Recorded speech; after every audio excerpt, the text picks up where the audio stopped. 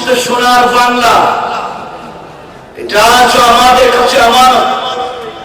আমি খুব সংক্ষেপ করে কথাগুলো বলছি, মানে রাখবেন যারা বিভিন্ন ভাবে বিভিন্ন কৌশলে এই জমিন থেকে আল্লাহ দ্বীনকে মুছে দেওয়ার ষড়যন্ত্র করে, মনে রাখবেন হামলা মামলা জেল জুলুম দিয়েও এই দেশের এই জনপদ থেকে দ্বীনকে, ইসলামী আন্দোলনের কর্মীদেরকে মুছে দেওয়া যায় নাই। আজকে যারা গাড়ি বাড়ি মিল ফ্যাক্টরি কোটি টাকার বাড়ি ফেলে দিয়ে জঙ্গলে ঘুমায়, ঘর বাড়ি ছেড়ে পলায়ন করেছে, আজকে যারা মিথ্যা মামলা হামলা চাঁদাবাজি করে সন্ত্রাসী বদমাইশি করে সাধারণ মানুষের নাবিশ্বাস তুলেছে, তারাও তাদের মতো পলায়ন করতে হবে। মনে রাখতে হবে এই দেশ কোরআন সুন্নাহর ভিত্তিতে, কোরআন সুন্নাহর আলোকে মানুষের কাছে পৌঁছে দিতে হবে। এই মেসেজটুকু যে জমিন আল্লাহ, এই জমিনে শুধুমাত্র কেবলমাত্র হুকুম চলবে আল্লাহ আর তরিকা চলবে রাসূলের। আল্লাহর জমিনে আল্লাহর হুকুম আর রাসূলের তরিকা ছাড়া বিকল্প কারো বাপের, কারো বাবা, কারো স্বামী, কারো ব্যক্তি, কারো পীরের কোনো মতাদর্শ প্রতিষ্ঠিত করতে দেওয়া যাবে না। আল্লাহর জমিনে প্রতিষ্ঠিত হবে শুধুমাত্র আল্লাহর কোরআন আর রাসূলের পাকের মতাদর্শ। ঠিক কিনা বলেন? সংক্ষেপ। এই জন্য আমাদেরকে দ্বীনের জন্য একীভূত হতে হবে। ফিতনা মুক্ত সমাজ বিনির্মাণ করতে আমাদেরকে এগিয়ে আসতে হবে। জওয়ানেরা তোমাদেরকে বলতে, যুবকেরা শোনো, তোমার আমার ভাই মুআজ আর মুহাফিজ রাসূলের পাকের সঙ্গে প্রতিযোগিতা করে শহীদ হয়ে জান্নাতে চলে গেল। তালহা, জুবাইর, হামজা, হামজা, জাফর, খালিদ ইবনে ওয়ালিদ, আব্দুল্লাহ বিন রাওয়াহা, তারা স্বেচ্ছায় জীবন দিলেন, বিসর্জন করলেন। আল্লাহর জমিনে দ্বীন জিন্দা করবার গল্প তৈরি করে গিয়েছেন। আমরাও আগামী 100 বছর পরে যে প্রজন্ম আসবে তাদের কাছে তার গল্প তৈরি করে দিয়ে যেতে চাই যে তোমাদের ভাইরা এই দেশে দ্বীন জিন্দা করবার জন্য জীবন দিয়েছে, ভারতের গোলামি করবার জন্য না।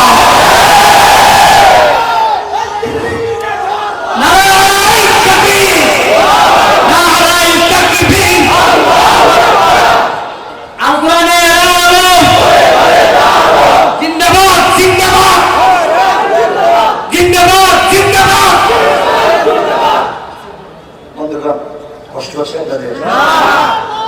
আমিও লম্বা সময় মাঠে ছিলাম না, আপনারা জানেন কি, বাধ্য হয়ে আমাকেও দেশের বাইরে থাকতে হয়েছে। কতদিন ছিলাম না। আমি শুধু এতটুকু বলতে চাই, জওয়ানেরা তোদেরকে বলছি, এই যুবকেরা তোমাদেরকে আবার বলছি, আমরাই পারবো, আমরাই পারবো। মানে রাখবেন যুবক, তোমাদেরকে বলছি, পড়ালেখায় মন দেও। শিক্ষাই একটা জাতিকে, শিক্ষাই একজন ব্যক্তিকে তার কল্পনার চাইতেও বেশি দূর নিয়ে যেতে পারে। এজন্য আমাদেরকে বেশি করে পড়তে হবে, চর্চা করতে হবে, কোরআনকে থিসিস করতে হবে, কোরআনকে অ্যানালাইজ করতে হবে। দেখো মাসুলের পক্ষে কোরআন কি কথা বলছে, আমরা সেদিকে যাচ্ছি।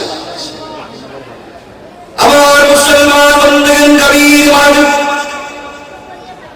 জমিনে যখন জুলুম ছড়িয়ে পড়ে, জালিমদের গুনাহ যখন জমিনে বেড়ে যায়, আল্লাহ রাব্বুল ইজ্জত ওয়াল জালাল কোরআনে কারীমে তার বন্ধু হাবিবুল্লাহ রাসূল পাক সাল্লাল্লাহু আলাইহি ওয়াসাল্লামকে কি মেসেজ দিলেন, কি ইনফরমেশন বার্তা দিলেন আমাদেরকে বোঝাবার জন্য।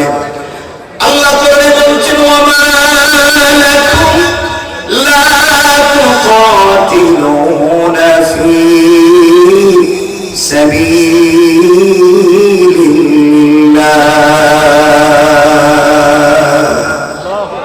আল্লাহ রাব্বুল ইজ্জত ওয়াল জালাল বলছেন, মুসলমানেরা তোমাদের কি হয়েছে?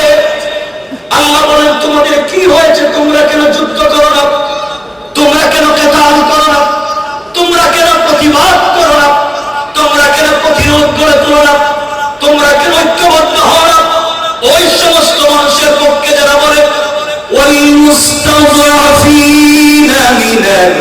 الرجال والنساء والولدان যেই দেশের বৃদ্ধ-বৃদ্ধা, যেই দেশের নারী, যেই দেশের ছোট ছোট বাচ্চারা জালেমের শিকার হয়, জুলুমের শিকার হয়, জালেমের জুলুমে আক্রান্ত হয়, আল্লাহর কাছে চিৎকার করে বলছে, যেই দেশের মাজলুমেরা, যেই দেশের বৃদ্ধ-বৃদ্ধারা, যেই দেশের ছোট ছোট বাচ্চারা আল্লাহর কাছে ডাক দিয়ে বলছে, আল্লাহ الذين يقولون ربنا أخرجنا من هذه القرية الظالم أهلها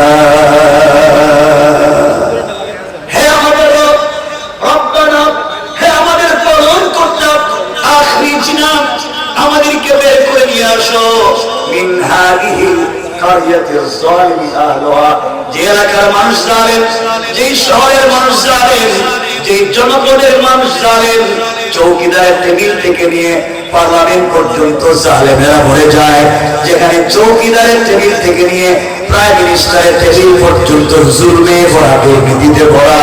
আয় আল্লাহ, এই দেশে আমরা কোরআনের কথা বলতে পারি না।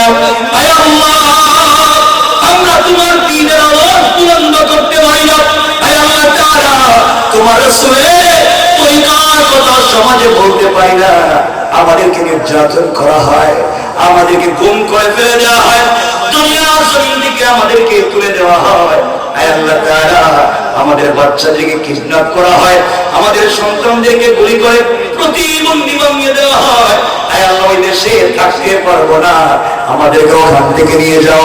আর জালেমের রাজ্যে আমাদেরকে যদি মাজলুম বানিয়ে তুমি রাখতে হয়, তোমার কাছে দুই জিনিস চাইলাম। এক নাম্বার, ওয়াজআল লানা মিন লাদুনকা ওয়ালিয়া। আয় আল্লাহ তাআলা, জালেমের রাজ্যে তুমি যদি আমাদেরকে রাখতে হয়, জালেমের গ্রামে তুমি যদি আমাদেরকে রাখতে হয়, আয় আল্লাহ এভাবে ছেড়ে দিও না। ওয়াজআল লানা মিন লাদুনকা ওয়ালিয়া, আমাদের জন্য একজন লিডারের ব্যবস্থা করে দাও, আমাদের জন্য একজন নেতার ব্যবস্থা করে দাও, যে নেতার নেতৃত্বে আমরা আন্দোলন করে জীবন যৌবন বিসর্জন করে ওই নেতাকে সামনে রেখে আল্লাহ রাসূলের মতো তার সাহাবায়ে কেরাম যেভাবে তার হাতে হাতে হাত রেখে জিহাদের পায়ে হাত দিয়েছে, আমরা ওই নেতার নেতৃত্বে আন্দোলন করে বাংলাদেশ নামক রাষ্ট্রটাকে দ্বীন কায়েমের জায়গা তৈরি করতে চাই।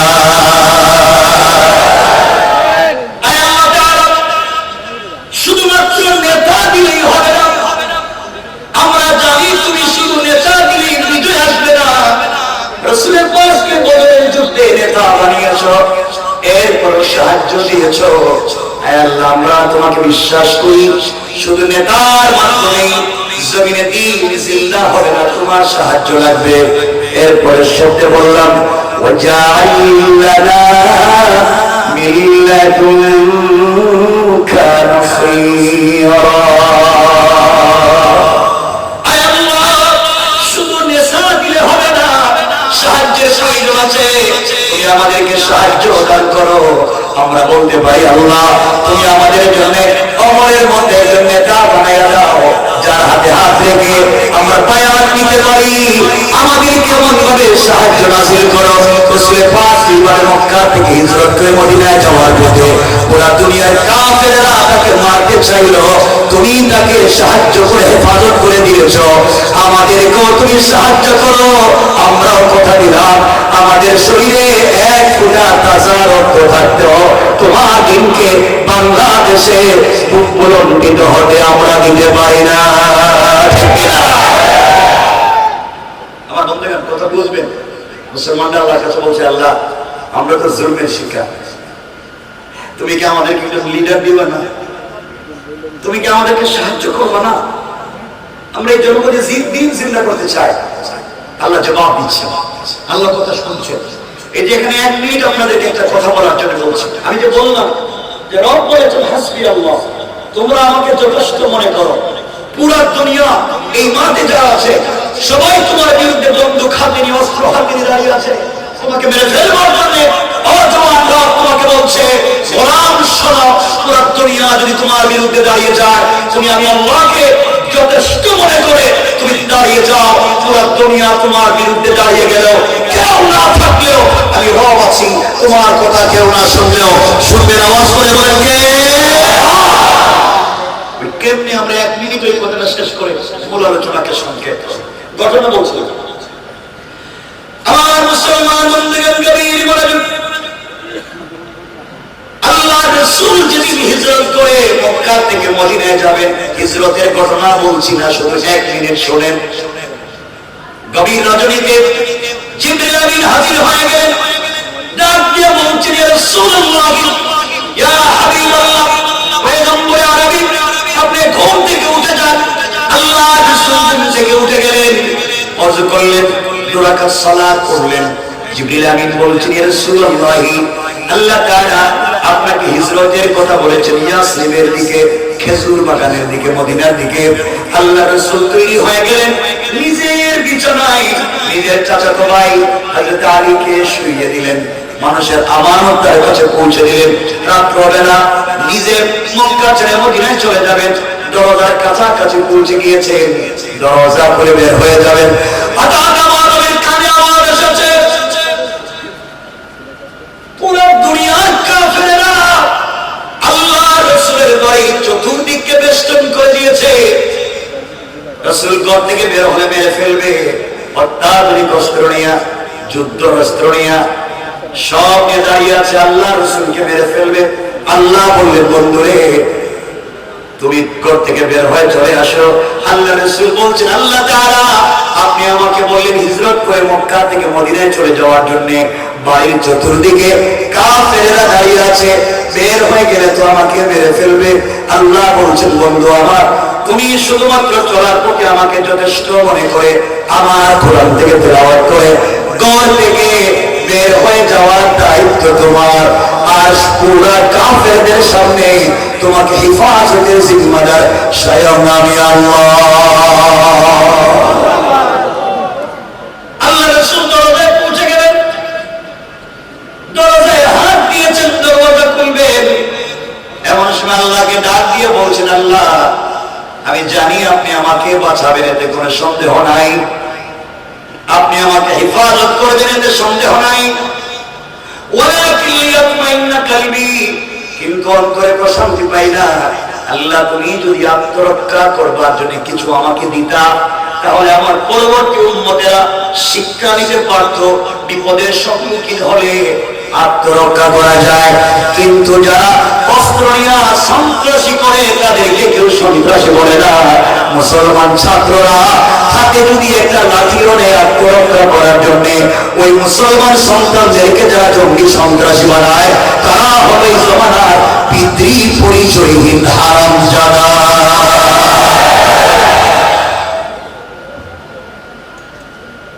আমার মুসলমান বন্ধুদের কথাগুলো দিল দিয়ে শুনেন। আল্লাহ বলছেন, বন্ধুরে কথা দিয়েছি তোমাকে হেফাজত করবো গোটা দুনিয়ার সামনে, এরপরে তুমি আমাকে বলছো আত্মরক্ষার ব্যবস্থা করে দিতে। বন্ধু, হাতের মধ্যে কিছু কঙ্কর নিতে পারো, হাতের মধ্যে কিছু বালি নিতে পারো, হাতের মধ্যে কিছু পাথর নিতে পারো, আমাকে যথেষ্ট মনে করে কোরআন থেকে এখানে একটা ফু দিয়া সামনের দিকে নিক্ষেপ করতে পারো, কেউ তোমাকে দেখবে না।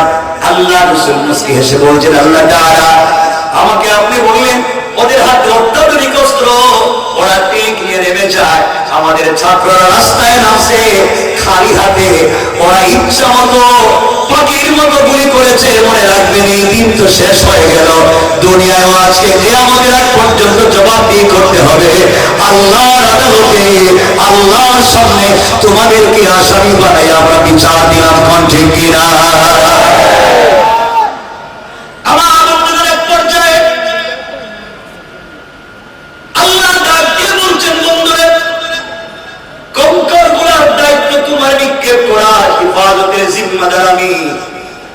সংকেত কথা রসুলের পাক, বালি অথবা কঙ্কর অথবা পাথর হাতে নিলেন, দরওয়াজা খুললেন, সামনের দিকে নিক্ষেপ করলেন, ডাইনে বামে পিছনে চতুর্দিকে কাফের। আল্লাহ রাসূল সামনের দিকে নিক্ষেপ করলেন, তাকায়া দেখেন চতুর্দিকে কাফেরদের চোখে চোখে পৌঁছে গিয়েছে। কেউ আল্লাহ রাসূলকে দেখতে পারলো না, চোখ রগড়াতে লাগলো, চোখ মুছতে লাগলো। আল্লাহ রাসূল মদিনায় পৌঁছে গেলেন, কেউ তাকে মারতে পারলো না। একদিন সুযোগ বুঝে আল্লাহ বলছেন, বন্ধুরে ওই দিন তুমি কেমনে মক্কা থেকে মদিনায় গিয়েছো, গোটা দুনিয়ার কাফেররা তোমার ঘরকে বেষ্টন করেছিল তোমাকে মেরে ফেলবার জন্য, কিন্তু সবার চোখের সামনে চলে গেলাম, কেউ তোমাকে দেখলো না। অত্যাধুনিক অস্ত্র থাকবার পরেও কেউ তোমাকে মারতে পারলো না, কারণ কি? আল্লাহ রাসূল বলছেন, আল্লাহ আমি তো জানি না, আমি তো তোমাকে যথেষ্ট মনে করে আত্মরক্ষা করবার জন্য শুধু সামনের দিকে পাথর মারলাম, পাথর পিছনে চলে গেছে, ডাইনে বামে আমি তো কোনো দিকে দেই নাই, কেমনে গেল আমি কেউ বলতে পারবো না। আমার আল্লাহ জবাব দিলেন, বন্ধু শোনো, ওয়ামা রামাইতা ইযা রামাইতা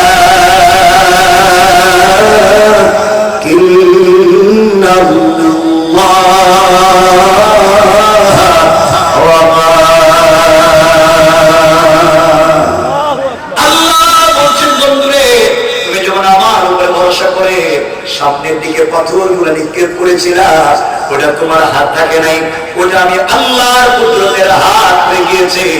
আর আমার হাত দিয়ে সকল কাফেরদের চোখে চোখে পৌঁছে দিয়েছি। আল্লাহ পাক বলছে, তোমরা আমার উপরে ভরসা করো। আমরা ভরসা করবো কার উপরে? আওয়াজ করে বলুন, কার উপরে?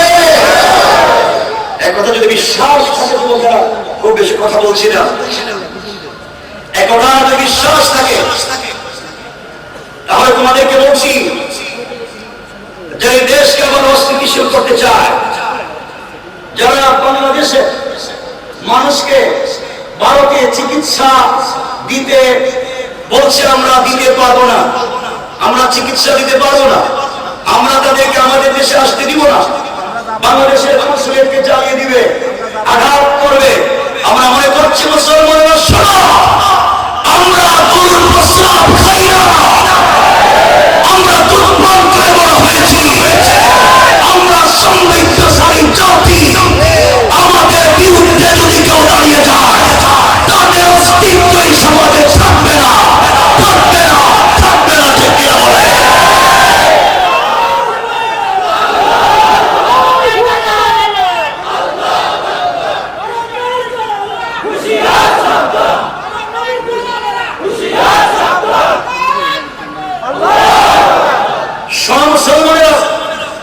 এই সমস্ত নোংরামিকে যারা এই দেশে বসে বসে খেয়ে পরে সাপোর্ট করে, সোশ্যাল মিডিয়ায় যারা এগুলাকে নিয়ে প্রোপাগান্ডা করে, মানে রাখবে মুসলমানেরা, আমরা একজন জোয়ান খালিদ ইবনে ওলীদের মতো দাঁড়িয়ে যাই, আমরা ফারুকের মতো দাঁড়িয়ে যাই, হামজার মতো দাঁড়িয়ে যাই, আমরা কলিজা দিব, আমাদের মাতৃভূমি দিব না। মানে রাখবে, আমরাই পারবো ইনশাআল্লাহ। শুধু শোনে, আমার বন্ধুগণ যে কথা বলতে চাই, মুসলমান আল্লাহর কাছে বলেছে, আল্লাহ তোমার কাছেই সাহায্য চাইলাম, তোমার কাছে বলছি আমাদেরকে একজন নেতা দেও, তোমার কাছে বলছি আমাদেরকে সাহায্য দাও। এরপরের আয়াতে, অর্থাৎ পরের পৃষ্ঠার প্রথম আয়াতে আল্লাহ জবাব দিলেন, আমার আল্লাহ বলেন, আল্লাযীনা আমানু ইউকাতিলুনা ফী সাবিলিল্লাহ।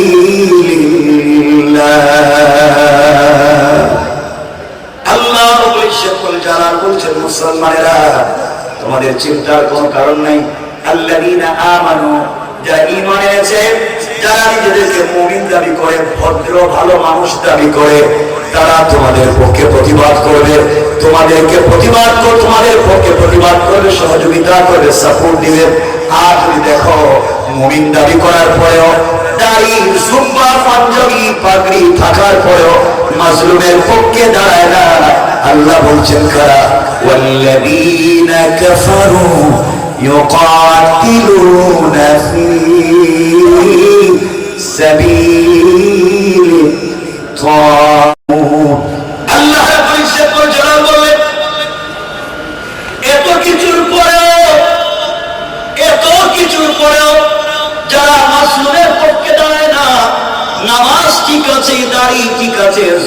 ঠিক আছে, পাঞ্জাবি ঠিক আছে, তসবিহ ঠিক আছে, এত কিছুর পরেও যদি দেখো মাজলুমের পক্ষে দাঁড়ায় না, আল্লাহ বলছে ওরা কারা তোমরা শুনে রাখো, ওরাই হলো এই জামানা আব্দুল্লাহ ইবনে উবাই ইবনে সালুল। কোন ঠিক কিনা?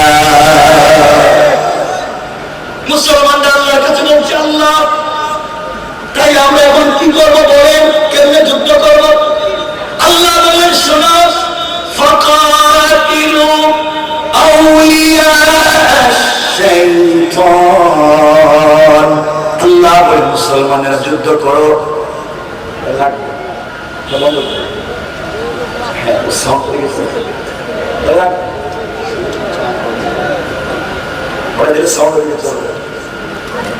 কষ্ট হচ্ছে আপনাদের? একটু হাত তুলে দেখান কার কার কষ্ট হয়। কষ্ট,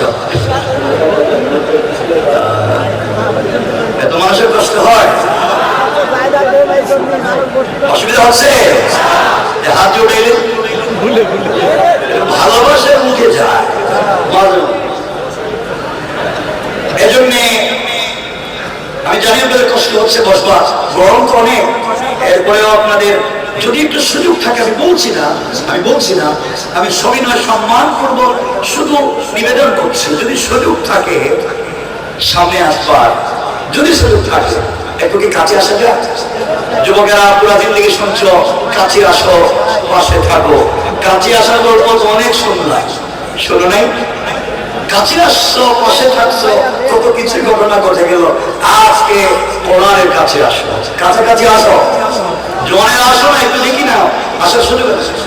যদি থাকে ওটাই করবেন, যদি থাকে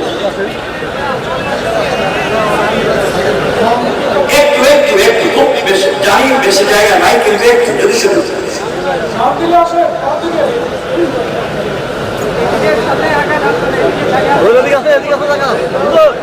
কথা বলা যাবে না, কথা বললে তো সৌন্দর্য নষ্ট হয়ে যাবে।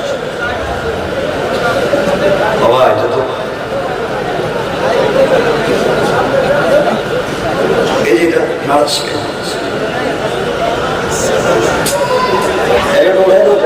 ভাই কথা বলা যাবে না, 1 মিনিট সময় দিয়েছে, সুযোগ থাকলে সামনে আসে। আমরা বেশি কথা শুনবো না ইনশাআল্লাহ, কম সময় রেখে ভাই নাড়াই দিচ্ছে না ভাই, এই যে না, এই যে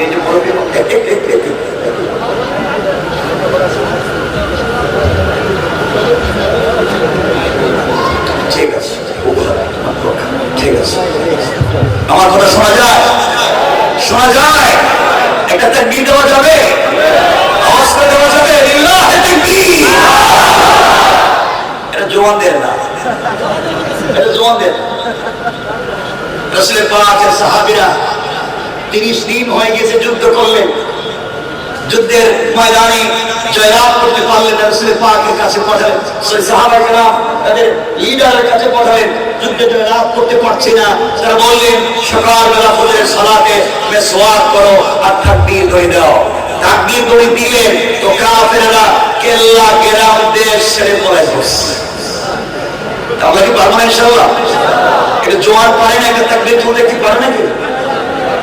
নাই।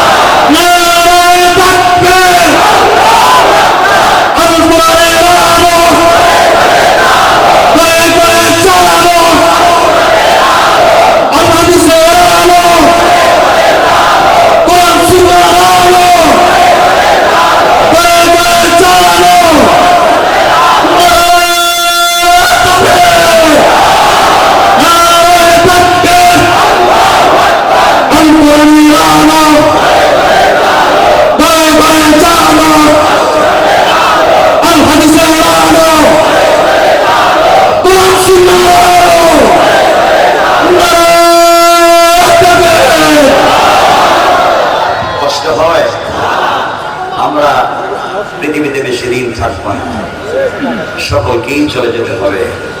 রবের কাছাকাছি আমাদেরকে দাঁড়াতে হবে।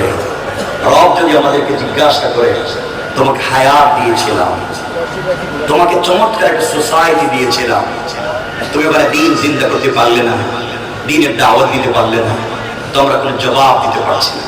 আমার বন্ধুগণ, কথাকে সংক্ষেপ করে বলবার জন্য আমরা সামনের দিকে যাই। আল্লাহ পাক রব্বুল ইজ্জত ওয়াল জালাল বলেন, ফাকাতিলু আউলিয়া আশ-শাইতান। ও মুসলমানেরা, তোমরা এই সমাজের শয়তানদের বিরুদ্ধে যুদ্ধ করো। আল্লাহ বলেন না, আল্লাহ বলেন না তোমরা ইহুদি, বৌদ্ধ, খ্রিস্টান, কাফেরের বিরুদ্ধে যুদ্ধ করো। ওই আয়াত বলেন না। আল্লাহ বলেন ফাকাতিলু, তোমরা যুদ্ধ করো, কেতাল করো, প্রতিবাদ করো আউলিয়া আশ-শাইতান, শয়তানের ওলিদের বিরুদ্ধে, শয়তানের লিডারদের বিরুদ্ধে, যারা পর্দার আড়ালে থেকে থেকে শয়তানি দিয়ে এবং বুদ্ধি দিয়ে থাকে, যারা পলায়ন করে বুদ্ধি দিয়ে থাকে। শয়তানের লিডার কারা? শয়তানের লিডার কারা? এই সমাজে নিজেদেরকে মুসলমান দাবি করে, কাফেরদের পক্ষে যারা ওকালতি করে, জালেমদের পক্ষে যারা দাঁড়িয়ে যায়, মাসুমের রক্ত নিয়ে যারা শয়তানি বদমাইশি করে, তারা হচ্ছে এই জমানার সবথেকে বড় বোঝা।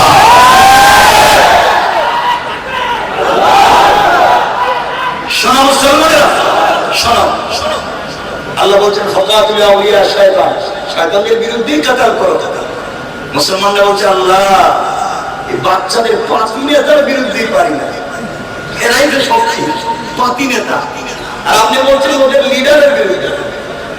আল্লাহ বলেন সব চিন্তা করেন, এরপরের সাথে আল্লাহ বললেন ইন্না কাইদাশ শাইতানি কানা দাঈফা।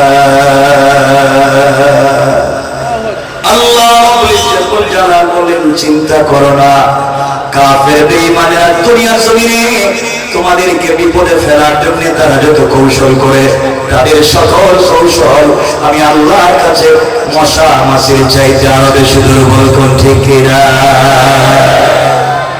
তারা কৌশল করেছিল এই জমিন থেকে, এই ভূখণ্ড থেকে আল্লাহ দ্বীনকে মুছে দিবে, ইসলামী আন্দোলনের জাগরণকে স্থিমিত করে দেবে, বসিয়ে দেবে। রব কোরআনে কারিমে বলছেন তারা বুঝে নেই কৌশল কোন জায়গায় করতে হয় আর কোন জায়গায় তারা করেছে। আমার আল্লাহ কোরআনে বললেন ওয়া মাকারু ওয়া মাকারাল্লাহ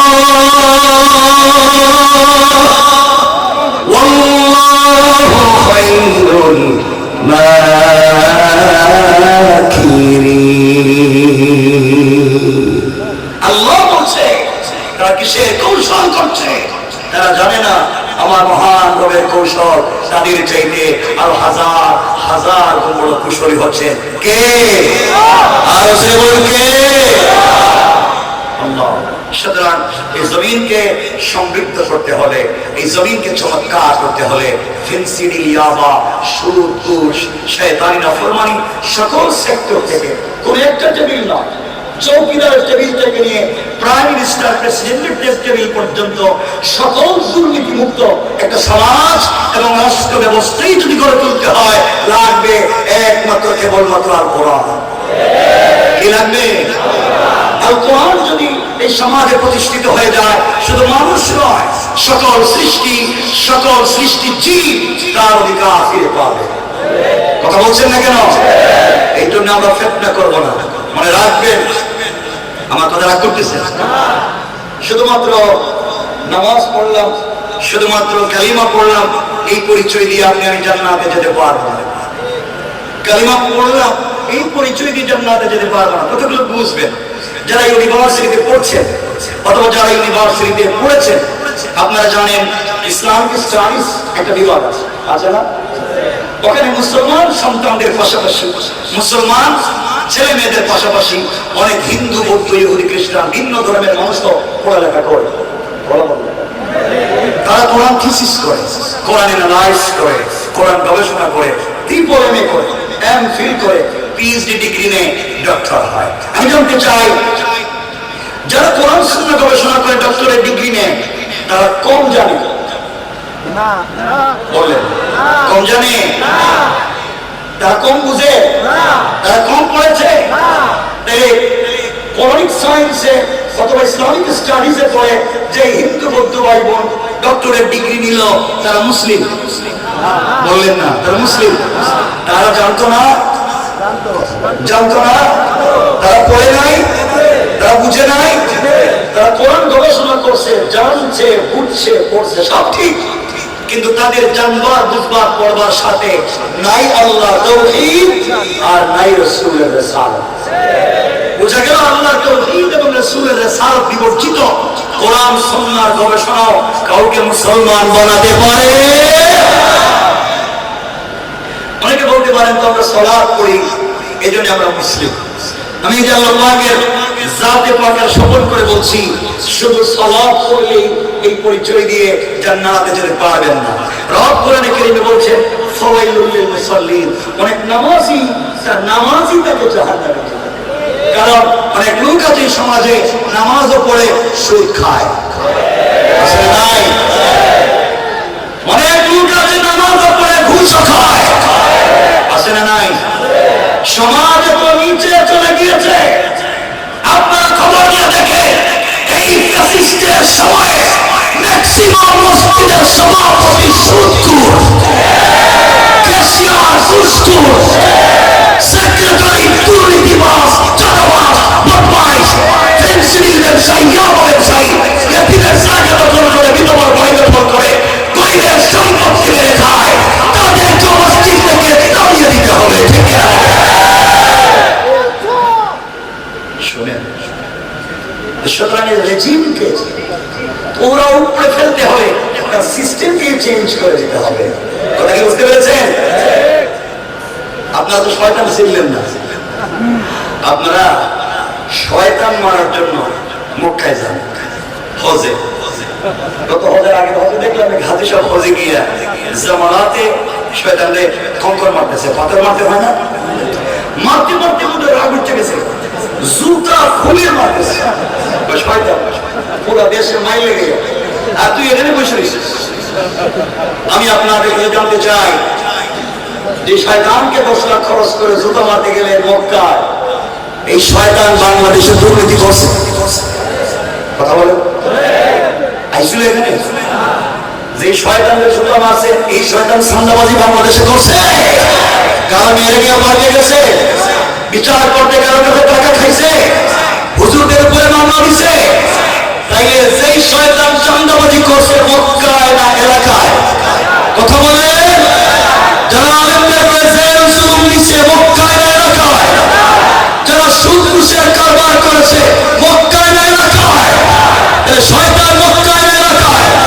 সুতরাং জুতা যদি মারতেই হয়, পাথর যদি মারতেই হয়, মক্কায় নয় এলাকার শয়তান বদমাইশদেরকে আগে মারা দরকার। রেজিম এখানে, পাথর মারে মক্কায়।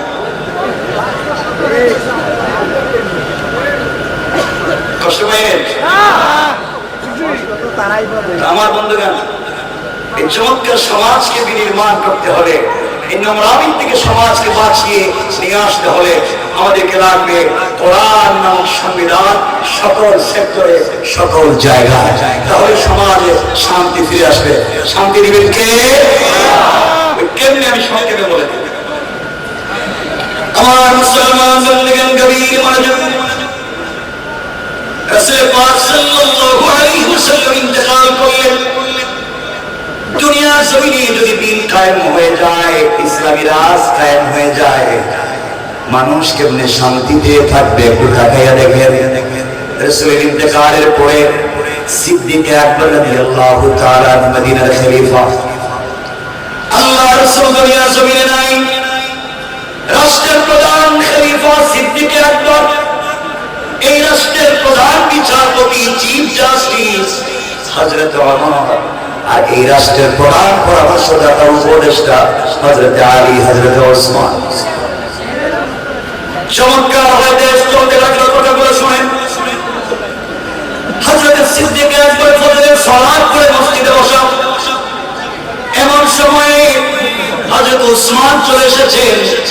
ওসমান এসে ডাক দিয়ে বলছেন, খলিফাতুল মুসলিমিন আমিরুল মুমিনিন সিদ্দিক আকবর, আপনার কাছে আমি একটা কথা জানতে চাই। সিদ্দিক আকবর বলেন তো, মদিনা নামক রাষ্ট্র আল্লাহ রাসূলের পরে আপনি কি দিয়ে চালান? সিদ্দিক একবার বলছেন ওসমান রে, আল্লাহ রাসূল ইন্তেকাল করেছেন, আমি তো রাষ্ট্র চালাই কোরআন দিয়া, রাসূলের সুন্নাত দিয়া। ওসমান ডাক দিয়ে বলছেন আবু বকর, কথা যদি সত্য হয় আমি জানতে চাই, যেই রাষ্ট্র কোরআন দিয়া চলে, যে রাষ্ট্রের পূর্ণাঙ্গ সংবিধান কোরআন, ওই রাষ্ট্রে যদি একজন নাগরিক না খেয়ে মারা যায়, আল্লাহর আদালতে কি আপনাকে জবাবদিহি করতে হবে? আবু বকর দাঁড়িয়ে গেলেন, চোখের পানি ছেড়ে দিলেন, আর ডাক দিয়া বলছেন ওসমান, যেই রাষ্ট্র কোরআন দিয়া চলে, এই রাষ্ট্রের একজন নাগরিক যদি না খেয়ে মারা যায়, তার কথা তো অনেক পরে। এই রাষ্ট্রের একটা বিড়াল যদি না খেয়ে মারা যায়, একটা কুকুরও যদি বিনা চিকিৎসায় মারা যায়, আল্লাহর আদালতে খলিফাকে জবাবদিহি করা লাগবে। ওসমান ডাক দিয়া বলতেন, কথা যদি সত্য হয়, তারিখে ইবনে জারির তাবারিতে লিখে ওসমান বললেন, সিদ্দিকে একবার কথা যদি সত্য হয়, আমি আপনার কাছে জানতে চাই, এই মাত্র আসলাম, আপনার রাষ্ট্রের একজন নারী 3 দিন হয়ে গিয়েছে, আজকে 4th দিন, সকাল শুরু হয়ে গেল, ওই মহিলার ঘরে কোনো খাবার নাই, আপনি খলিফা, আপনার রাষ্ট্রের একজন নাগরিকের খবর নিতে পারলেন না, আপনার কোন সংস্থা খবর নিতে পারলো না, ব্যাপার কি? সিদ্দিক একবার চুকের পরে ছেড়ে দিলেন, ডাক দিয়ে বলছেন ওসমান রে, ও আমার ভাই, আমি নতুন খলিফা, সবার খবর ঠিক মতো নিতে পারি নাই, এই জন্য হয়তো সমস্যা হয়েছে। তুমি যেহেতু বলে দিয়েছ, আজ থেকে 3 বেলা এই মহিলার বাড়িতে খাবারের ব্যবস্থা করে দিলাম, রাষ্ট্রীয় কোষাগার থেকে, বাইতুল মাল থেকে। ওসমান ডাক দিয়ে বলছেন, আবু বকর, তাই সত্য, আপনি খাবার পৌঁছে দিবেন, কিন্তু আমি জানতে চাই, এই মহিলা একেবারে বৃদ্ধা, এই মহিলা বিধবা, এই মহিলার স্বামী নাই, এই মহিলার কোন সন্তান নাই, মহিলা চোখে দেখে না, এমন একজন মহিলার বাড়ি খাবার পৌঁছে দিলে কে খাইয়ে দিবে, কে রান্না করে দিবে, কে তার ঘর মুছে দিবে, কে ওই মহিলার সেবা করবে? আপনার কাছে আমি জানতে চাই। হযরত আবু বকর বলছেন, ওসমান রে, এই মুহূর্তে আমার কাছে এই মহিলার খিদমতের জন্য আমার কাছে কোনো খাদেম নাই, আমার কাছে এই পরিমাণ পয়সা নাই, যেই পয়সা দিয়ে মহিলার বাড়িতে মানুষ নিযুক্ত করতে পারবো, কর্মচারী দিতে পারবো। পুরা মসজিদ 3 পতন নীরবতা, কেউ কথা বলে না। ওসমান আবু বকর বললেন, শোনো, আমার দেশের একজন মহিলা, একজন নাগরিক না খেয়ে মারা যাবে, তার বাড়িতে কর্মচারী দেওয়ার মতো কেউ নাই। এমন সময় মধ্যখান থেকে একজন লোক হাত উঠে দিলেন। সিদ্দিক আকবর বলছেন, কি আপনি দাঁড়িয়ে যান? উনি দাঁড়িয়ে গেলেন। সিদ্দিক আকবর তাকিয়ে দেখে তার রাষ্ট্রের প্রধান বিচারপতি হযরত ওমর। আল্লাহু আকবার বলে। আমার চোখের পানি মুছে মুছে বলছেন, আবু বকর, আপনি ওই মহিলার বাড়ির কর্মচারী খুঁজে পাচ্ছেন না, আপনি মহিলার বাড়িতে আমাকে কর্মচারী বানাইয়া দেন, আমি বিনা পয়সা বিনা পরিশ্রমে ওই মহিলার বাড়ি কাজ করে দেব, রান্না করে দেব, ঘর মুছে দেব। সিদ্দিক আকবর বলছেন, আপনি রাষ্ট্রের প্রধান আইন কর্মকর্তা, আর আপনি যদি এই মহিলার বাড়িতে কাজে চলে যান, রাষ্ট্রের আইন কে দেখবে, রাষ্ট্রগুলা কে দেখবে? হযরত ওমর বলছেন, আবু বকর, আমি অফিসে যাওয়ার আগে সকালবেলা এই মহিলার বাড়িতে কাজ করব, অফিস থেকে ফেরার প্রতি সন্ধ্যার পরে মহিলার বাড়িতে কাজ করে দেব, এরপরেও যেন বিনিময়ে আল্লাহ রাসূলকে সন্তুষ্ট করতে পারি। হযরত সিদ্দিক আকবর দাঁড়িয়ে গেলেন, বললেন, শোনো আমার, ওই ওমরকে বলছেন যে ওমরের নাম শুনলে শয়তান রাস্তা চেঞ্জ করে, ওই ওমর যে ওমর রাসূল পাকের মাথা কেটে দিতে গিয়েছে, আর যে ওমর কোরআন নামক শিক্ষা পাওয়ার কারণে, দিন বুঝে আসবার কারণে বিনা পয়সায় একজন অন্ধ নাগরিকের বাড়িতে কাজ করে দিতে চায়, এটা পৃথিবীর কোন ব্যক্তি, পৃথিবীর দুনিয়ার সাধারণ কোন মানুষের আদর্শ দিয়ে কাজ হবে না। এই আদর্শ তৈরি করতে পারে একমাত্র আল কোরআন। কোরআন মানুষকে কেমনে পরিবর্তন করতে পারে? আবু বকর বলছেন শোনো, তাই যদি সত্য হয় 1 সপ্তাহ সময় দিলাম, 1 সপ্তাহ যদি মহিলার বাড়িতে ঠিক মতো দায়িত্ব আদায় না করো, 1 সপ্তাহ পরে তুমি আমার আদালতে জবাবদিহি করতে হবে। আর যদি ঠিক মতো চলতে না পারো, কিয়ামতের ময়দানে আল্লাহ রাসূলের সামনে আল্লাহর আদালতে তোমার বিরুদ্ধে আমি নালিশ করব। কথা সংক্ষেপ করে দিচ্ছি, সময় নিচ্ছি না। পরের দিন সকালবেলা ফজরের সালাত পড়ে নাস্তা সেরে হযরত ওমর অফিসে যাওয়ার আগে ওই মহিলার বাড়ি পৌঁছে গেলেন। দরজায় নক করে বলছেন, মা, আমি আপনার বাড়ির নির্ধারিত খাদেম, রাষ্ট্রের পক্ষ থেকে আমাকে চাকরি দিয়েছে, বলেন আপনার কি করে দেওয়া লাগবে, রান্না করে দেওয়া লাগবে কিনা, ঘর মুছে দেওয়া লাগবে কিনা জানতে চাই। ঘরের ভিতর থেকে ক্ষীণকায় আওয়াজে একজন মহিলা ডাক দিয়ে বলছেন, যুবককে তোমাকে চিনতে পারলাম না। যুবকে, তুমি আসার প্রায় 3 ঘন্টা আগে আরেকজন যুবক এসে আমার ঘরের সবগুলা কাজ করে দিয়ে চলে গিয়েছে। আমার চিন্তায় পড়ে গেলেন, দায়িত্ব আমার, রাষ্ট্রের পক্ষ থেকে কর্তব্য আমার, কে করে দিয়ে আমাকে বিপদে ফেলে দে। অফিসে সারাদিন ভালো লাগে নাই, সিদ্ধান্ত নিলেন আগামীকালকে ফজরের সালাত পড়ে নাস্তা না করে পৌঁছে যাব মহিলার বাড়িতে। পৌঁছে গেলেন, সংক্ষেপ করে বলি, পরের দিন ফজরের সালাম ফিরাইয়া দৌড়াইয়া মহিলার বাড়িতে পৌঁছে গেলেন। ডাক দিয়া বলছেন, আম্মা জান, আমি আপনার বাড়ির নির্ধারিত খাদেম, আপনি বলেন না কি করে দেওয়া লাগবে, মা, রান্না করে দেওয়া লাগবে কি, কি করে দিতে চাই। মহিলার জবাব দিচ্ছেন, বাবারে, আজ তুমি আসতে দেরি করে ফেলেছ। তুমি আসার 2 ঘন্টা আগে আরেকজন যুবক এসে আমার ঘর মুছে দিয়া আমাকে কুশল করাইয়া রান্না করে নিজের হাতে আমাকে খাইয়ে দিয়ে চলে গিয়েছে। আমার আগেকে সামনে রাখতে পারলেন না, ব্যাপার কি? আমি তোমার পরীক্ষায় পড়েছি, কে ওই কাজ করে আমাকে বিপদে ফেলে দেয়। পরের দিন সিদ্ধান্ত নিলেন, ফজরের সালাতের আগে তাহাজ্জুদের সালাতের পরে ওই মহিলার বাড়ি পৌঁছে যাবেন। যে কথা সেই কাজ। পরের দিন, 3য় দিন, ওই মহিলার বাড়িতে হযরত ওমর পৌঁছে গেলেন ফজরের সালাতের আগে। ডাক দিয়ে বলছেন, মা, আপনার বাড়িতে কি করে দেওয়া লাগবে বলেন, আমি এসেছি, রান্না করে দেওয়া লাগবে বলেন, মা। ঘরের ভিতর থেকে মহিলা জবাব দিচ্ছেন, যুবকরে, আজও আসতে দেরি করে ফেলেছ।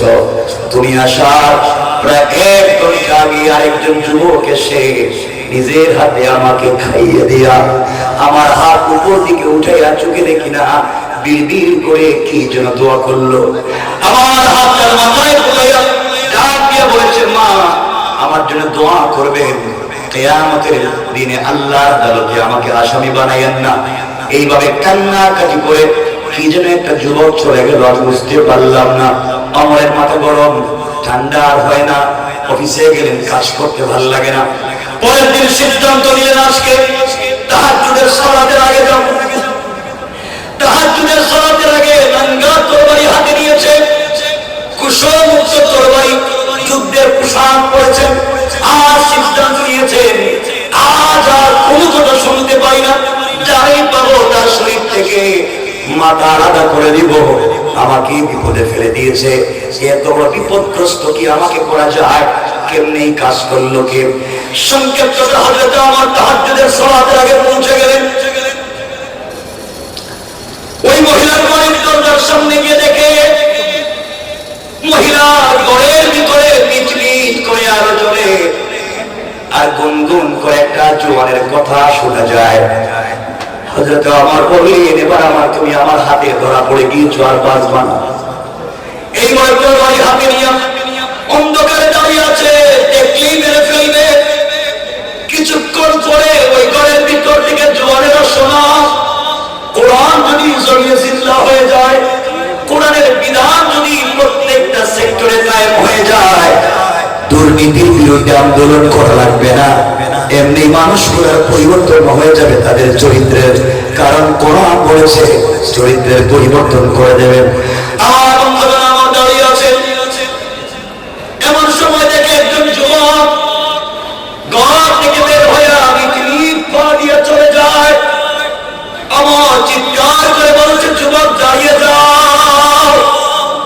আমি আমার বলছি দাঁড়িয়ে যাও, এক পাও সামনে নিবা না, এক পা যদি সামনের দিকে আগাও আমি আমার তোমার শরীর থেকে মাথাটাকে আলাদা করে দেব।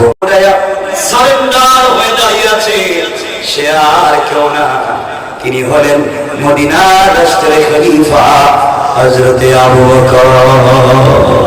আল্লাহ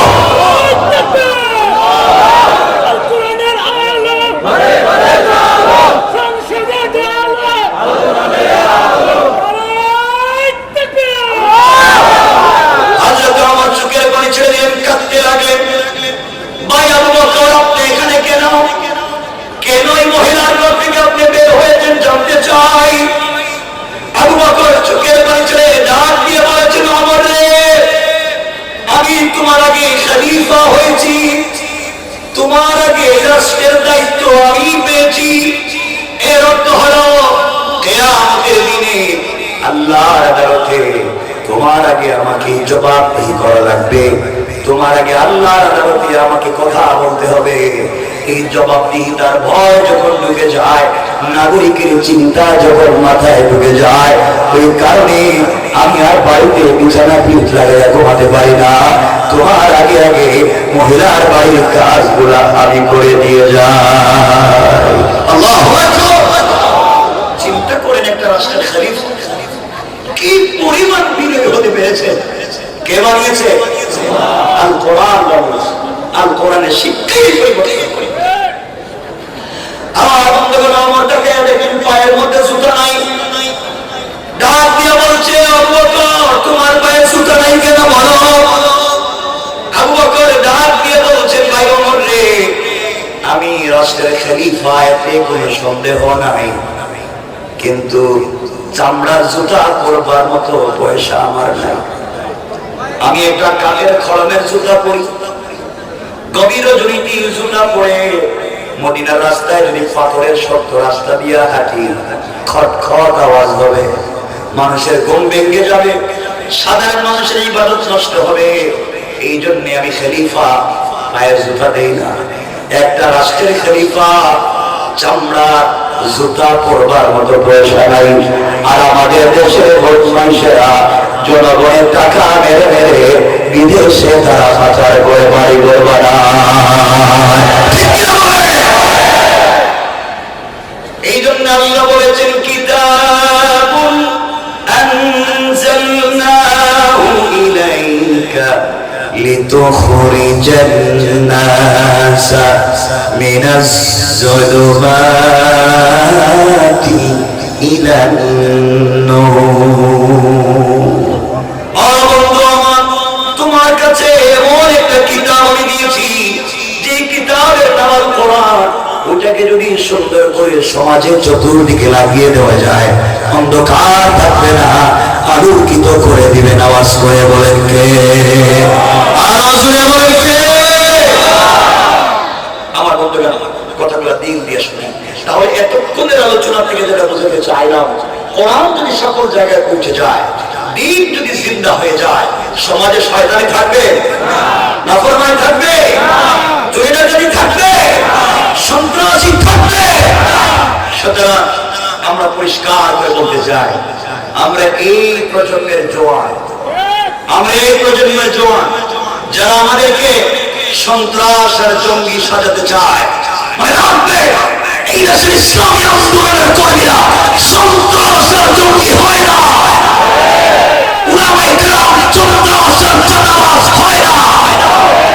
যারা ওই সমস্ত দুর্নীতির সাথে জড়িত, যারা সন্ত্রাসকে প্রতিষ্ঠা করতে চেয়েছে, যারা দুর্নীতি আর জঙ্গিবাদকে প্রতিষ্ঠা করতে চেয়েছে টাকার বিনিময়ে নিজেদের ক্ষমতাকে প্রতিষ্ঠিত করবার জন্য, তারাই হলো এই দুনিয়ার সব থেকে বড় সন্ত্রাস। ঠিক কিনা বলে?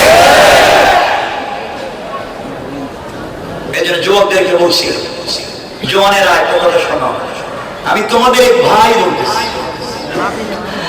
পৃথিবীতে কত সম্পর্কই তো করছো, সবগুলো বাদ দেওয়া। আজকের থেকে আমরা পারবো না আল্লাহর সাথে সম্পর্কটা করতে? বলো না ইনশাআল্লাহ। যুবকেরা তোমরা তো অনেক প্রেম করো, ঠিক না? ঠিক কইছে কেন? ভালো কথা বললাম, ঠিক করে আল্লাহর সাথে। তোমাদের তো অনেক প্রেমিকা আছে, তোমাদের গার্লফ্রেন্ড যার চেহারা এক্সট্রা অর্ডিনারি করা, বিউটিফুল, স্মার্ট, যার সঙ্গে সারা রাত জেগে কথা। জোয়ান, তুই জানিস না যে মেয়ের সঙ্গে রাত দিন কথা বলো, যে মেয়ের সঙ্গে সম্পর্ক করতে গিয়ে মা বাপের মুখে চুন কালি দিয়েছ, পড়ালেখায় লাল বাতি জ্বালিয়েছ, ফেন্সিডিল ইয়াবা ধরেছ, বিদেশে কাজ করে পুরা পয়সা ওই মেয়ের পিছনে খরচ করেছ, ঢাকা শহরে কাজ করে পুরা পয়সা ওই মেয়ের পিছনে খরচ করে দিন শেষে তাকে পেতে চাও। তোমার তুই জানিস না ওই মেয়ে যদি আগামীকালকে তোমার থেকে স্মার্ট, তোমার থেকে টাকা বাড়াও আরেকটা যুবককে পেয়ে যায়, হয়তো তোমাকে ভুলে যেতে এক মিনিটও লাগবে না। সব ভুয়া। এই রাস্তা তোমাকে ছেড়ে দিতে হবে, এই রাস্তা বাদ দিতে হবে। আমার বন্ধুগণ, আমার দিকে তাকান। ভাই চলে এসেছে, আমি এক মিনিট কথা লম্বা করবো না। ভাই আসতেছে, একটা তাকবীরের থেকে আওয়াজ করে আল্লাহু তাকবীর। বসেন, আপনারা বসেন। জিন্দা শাহজাহানের আগমন, মুসলিমানের আগমন, আইহামদের আগমন, নারায়ে তাকবীর, নারায়ে তাকবীর, মুসলিমানের আগমন, আইহামদের আগমন, জিন্দাবাদ, জিন্দাবাদ, মুসলিমানের আগমন, ভাই বসেন। মুসলিমানের আগমন। ভাই বসেন, সকলে বসেন। ভাই এসেছেন, বসেন, সকলে বসে পড়ো, সকলে বসে পড়ো। ভাই,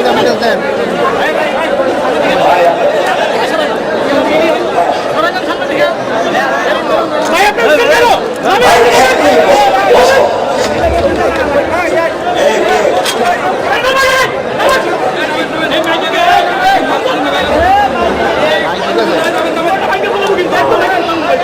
এই, এটা ঠিক করে দাও।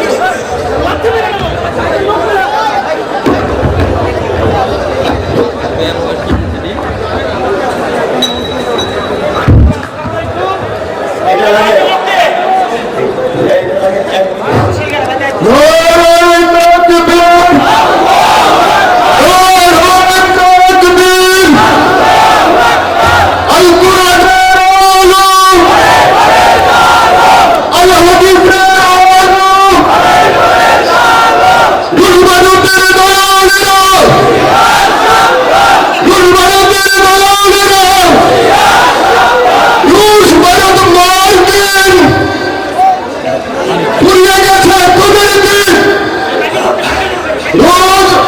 মাইকে আছে, সাউন্ড সিস্টেমে আপনারা আসেন।